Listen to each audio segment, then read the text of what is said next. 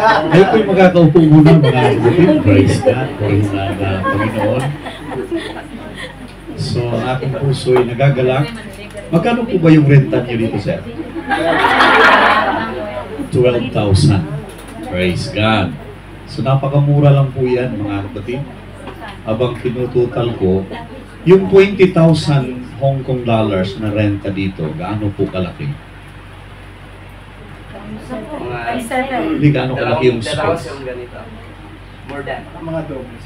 Yung 20,000. Praise God. 40 tao lang po yan, mga kapatid ko. That is worth $500 only. Sa 4 na linggo, that is $125. So, hindi po malayo. Matatapos na po kayo ngayong August. Sobrang laki na po ang makikita ninyo, mga kapatid. Naniniwala po ba kayo? Magkano po ba ang $500 per month? Sa peso? 3,500 per month. Praise God. So ako, mga kapatid, mag 3,500 po ako per month. $500 ako. Sino yung sasabay sa akin? Amen! Oh, ang dami, di ba? Praise the Lord. Matatapos po kayo ngayong August.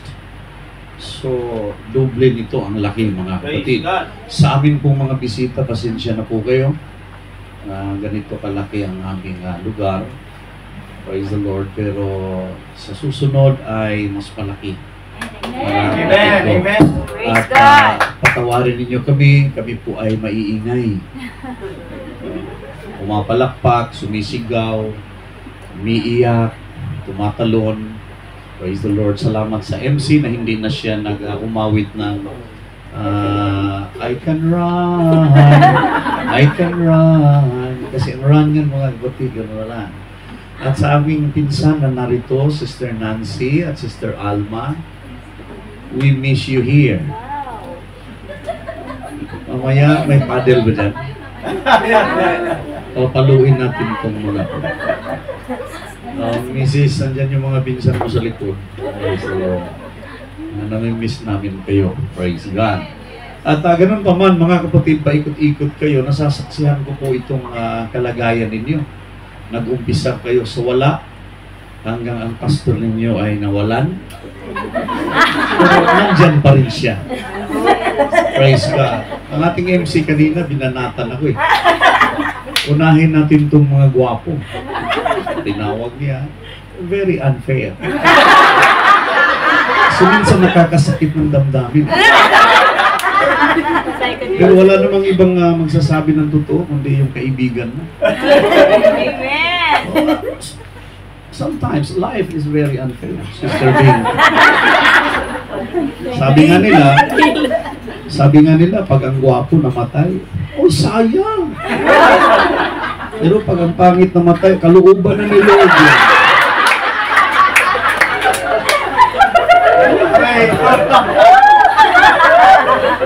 Parang nawalan ako ng gana kanina. Isipin mo, buti na lang nagmana sa nanay. Pero ngayon akong kwento sa inyo na totoo. Ayun mga sinungaling sa inyo. Nung nabuntis ang aking nasabi kong mga anak na tayo, 33 na ako. Kung mag 7 years old yung bata, 40 na. 40 ako. So kailangan kumayot na mag-college siya. So binigyan kami ng anak. Habang nagbubuntis siya, sabi ko, humanap ka ng picture na guwapo. Amerikano. Parang nakakatawa pero totoo yan. Eh alam ko yung mukha ko eh. Minsan nga, sasabihin ng asawa, wala nang encourage sa sarili mo, ikaw na lang. Pag umarap ako sa salamin, hayaan mo na. Okay na. Dinikit niya yung picture, mga kapatid, sa dingding habang palapit ng palapit kang ilabas sa mundo. Praise God. At nung sabi ng nurse, Mrs., ito yung anak mo, sabi ko. Kasi naalala ko, mga kapatid, sa Biblia, na si Jacob ba yun? Na kailangan yung batik-batik yung lalabas ng mga tupa. E paano siya gagawa na maging batik-batik talaga? So ang ginawa niya ay tuwing iinom yung mga tupa, may mga batik-batik na makikita. Kaya pag anak, batik-batik. Sabi ko, kumuha ka ng picture na gwapo, pag anak gwapo yan. Pray ako sa Panginoon. Mga sinilang na siya, mga kapatid. Siguro mga 3 months, 4 months. Ginugupitan ko yung piluka niya. Kasi sabi ng barkada ko, kakapal yan. At mas lalong gagwapo ang anak. Pasalamat ka talaga, mayroon kang tatay na nag-isip. Tapos ngayon, pariringgan tayo ng MC.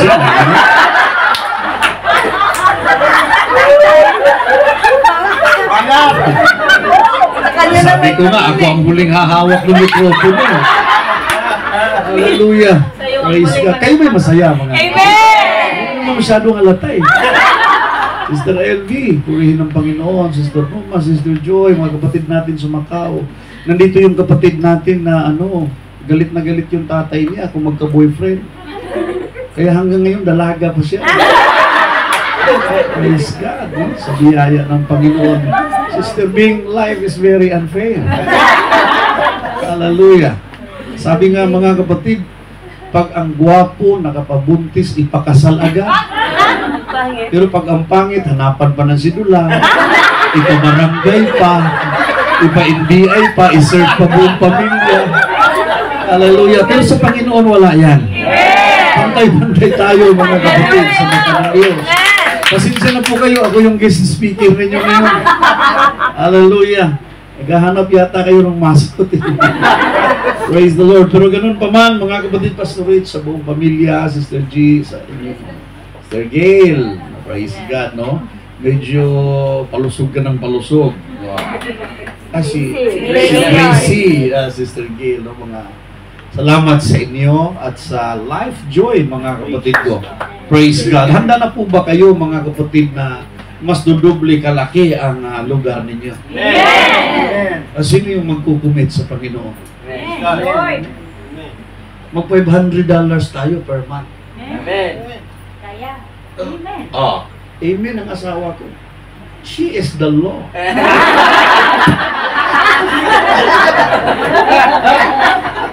Praise God. Kasi nakita ko, mga kapatid, the more ka magbigay, the more ka pinagbigay. Right. Hallelujah. Ang pagbibigay po ay chance lang yan. Darating ang panahon, hindi ka na makakapagbigay. Hanggang pangarap ka na lang. Gusto ko sana magbigay, wala ng panahon. Lalo na pag nasa banig ka na ng karamdaman, wala na. Alaala na lang, mga kapatid. Praise God. Yung Sunday morning, masaya to, mga kapatid. No, kahapon hindi naman tayo ganito praise God. Pero masayahin yung mga tao din kahapon. Hallelujah. Purihin ang Panginoon. Hallelujah. Isaiah chapter 44 verse 1 to 4. Sabi rito, mga kapatid, gayon may dinggin mo ngayon, O Jacob na aking lingkod at Israel, na aking pinili.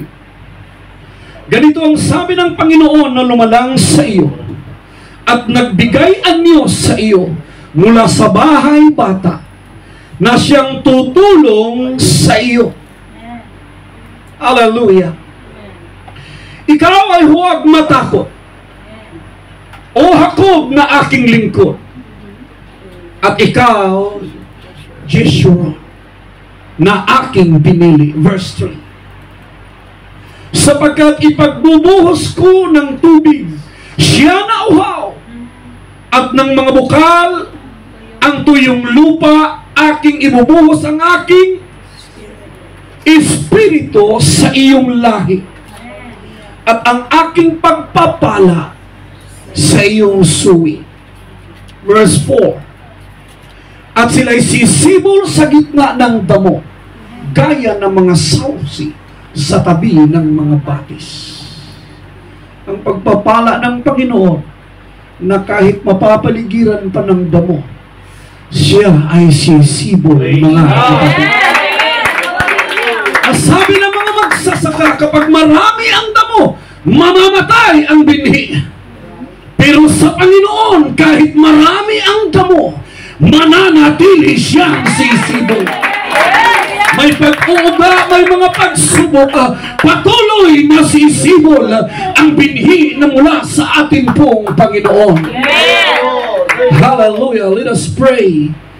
Dakila ka, Panginoon, sa umagang ito, O Diyos. Ingatan natin, Panginoon. Just imagine, 12 taon na sinamahan tayo ng Diyos. Thank you, Jesus. Thank you, Lord. Hallelujah. Hallelujah, hallelujah, hallelujah. I would like to bring the message that says bountifully blessed. Amen. Hanggang mamaya, bountifully blessed pa rin. Amen. Praise God.